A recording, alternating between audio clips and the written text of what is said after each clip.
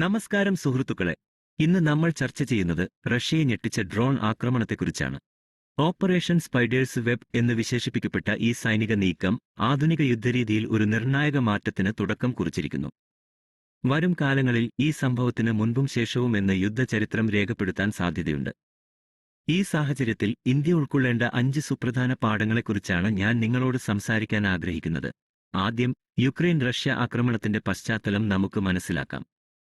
ഈ വർഷം June 1-ന് Ukraine ഏകദേശം 117 അത്യാധുനിക ആർട്ടിഫിഷ്യൽ ഇന്റലിജൻസ് അധിഷ്ഠിത ഡ്രോണുകൾ ഉപയോഗിച്ച് റഷ്യയുടെ മേൽ വലിയ തോതിൽ ആക്രമണം നടത്തി.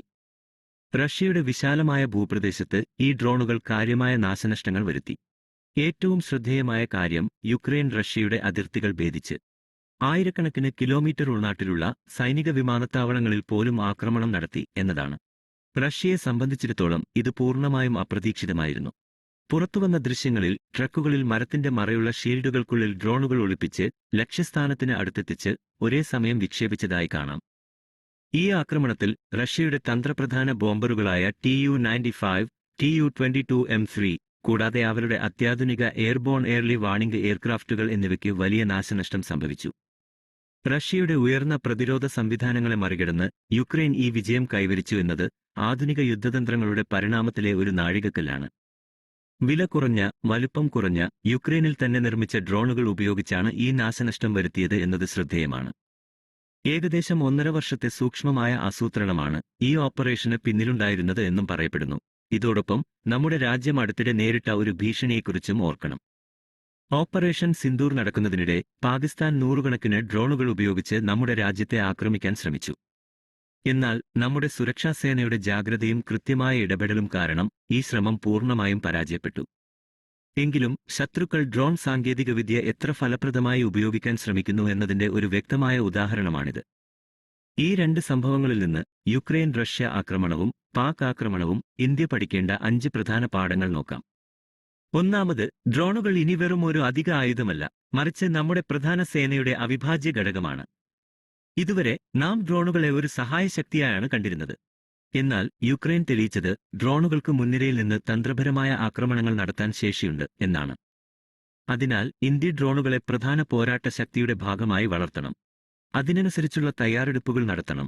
രണ്ടാമത്, ആളില്ലാ ഏരിയൽ വെഹിക്കിളുകളിലേക്കുള്ള UAV ശ്രദ്ധയും നിക്ഷേപവും ഗണ്യമായി വർദ്ധിപ്പിക്കണം. കഴിഞ്ഞ ദശകങ്ങളിൽ നാം പോർവിമാനങ്ങളിലും ഹെലികോപ്റ്ററുകളിലും വലിയ നിക്ഷേപം നടത്തി. എന്നാൽ ഭാവിയിലെ വ്യോമശക്തി പ്രധാനമായും ആളില്ലാ വിമാനങ്ങളായിരിക്കും, പ്രത്യേകിച്ച് AI അധിഷ്ഠിത UAV-കൾ. തദ്ദേശീയ UAV ഗവേഷണത്തിനും വികസനത്തിനും കൂടുതൽ പ്രോത്സാഹനവും നിക്ഷേപവും അനിവാര്യമാണ്. മൂന്നാമത്, നമ്മുടെ എയർ ഡിഫൻസ് സിസ്റ്റം പൂർണ്ണമായും സുരക്ഷിതമല്ല എന്ന യാഥാർത്ഥ്യം തിരിച്ചറിയണം.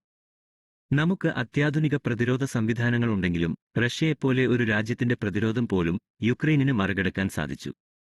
നാളെ നമ്മുടെ മുന്നിലും സമാന വെല്ലുവിളികൾ ഉയരാം. അതിനാൽ എയർ ഡിഫൻസ് സംവിധാനങ്ങൾ ശക്തിപ്പെടുത്തണം. ഡ്രോൺ ആക്രമണങ്ങളെ പ്രതിരോധിക്കാൻ ശേഷിയുള്ള സാങ്കേതികവിദ്യകൾ വികസിപ്പിക്കണം. നാലാമത്, നമ്മുടെ ഡ്രോൺ ശേഷി ഗണ്യമായി വർദ്ധിപ്പിക്കണം. ഓപ്പറേഷൻ സിന്ദൂറിൽ ഡ്രോണുകൾ ഉപയോഗിച്ചെങ്കിലും അത് ചെറിയ തോതിലുള്ള നീക്കമായിരുന്നു. യുക്രൈനിന്റെ ആക്രമണം ദൂരവ്യാപകമായ ലക്ഷ്യങ്ങൾ ആക്രമിക്കാനും ദീർഘനേരം നിരീക്ഷണം നടത്താനും ശേഷിയുള്ള ഡ്രോണുകളുടെ ആവശ്യകത വ്യക്തമാക്കുന്നു. ലോയിറ്ററിംഗ് മ്യൂണിഷൻസ് പോലുള്ള നൂതന സാങ്കേതികവിദ്യകളിൽ ശ്രദ്ധ കേന്ദ്രീകരിക്കണം. അവസാനമായി, ഒരു ശക്തമായ ഡ്രോൺ ഇക്കോസിസ്റ്റം രാജ്യത്ത് വളർത്തിയെടുക്കണം. ഗവേഷണം, വികസനം, ഉത്പാദനം എന്നിവയിൽ പൊതു-സ്വകാര്യ മേഖലകൾ ഒരുമിച്ച് പ്രവർത്തിക്കണം. സർക്കാർ ഇതിനാവശ്യമായ പ്ലാറ്റ്ഫോമുകളും പ്രോത്സാഹനവും നൽകണം. ഭാവിയിലെ യുദ്ധരംഗം അതിവേഗം മാറുന്നു. ഈ അവസരം നാം പാഴാക്കരുത്. സുഹൃത്തുക്കളെ, യുക്രൈനിന്റെ ഡ്രോൺ ആക്രമണവും ഓപ്പറേഷൻ സിന്ദൂറിലെ അനുഭവവും ഇന്ത്യക്ക് വിലപ്പെട്ട പാഠങ്ങൾ നൽകുന്നു. ഈ വെല്ലുവിളികളെ ഗൗരവമായി പരിഗണിച്ച് നമ്മുടെ പ്രതിരോധ സംവിധാനങ്ങളിലും തന്ത്രങ്ങളിലും ആവശ്യമായ മാറ്റങ്ങൾ വരുത്തണം. ഈ വിവരങ്ങൾ നിങ്ങൾക്ക് ഉപകാരപ്രദമായി എന്ന് വിശ്വസിക്കുന്നു. നിങ്ങളുടെ വിലയേറിയ അഭിപ്രായങ്ങളും നിർദ്ദേശങ്ങളും താഴെ കമന്റ് ബോക്സിൽ പങ്കുവെക്കുക.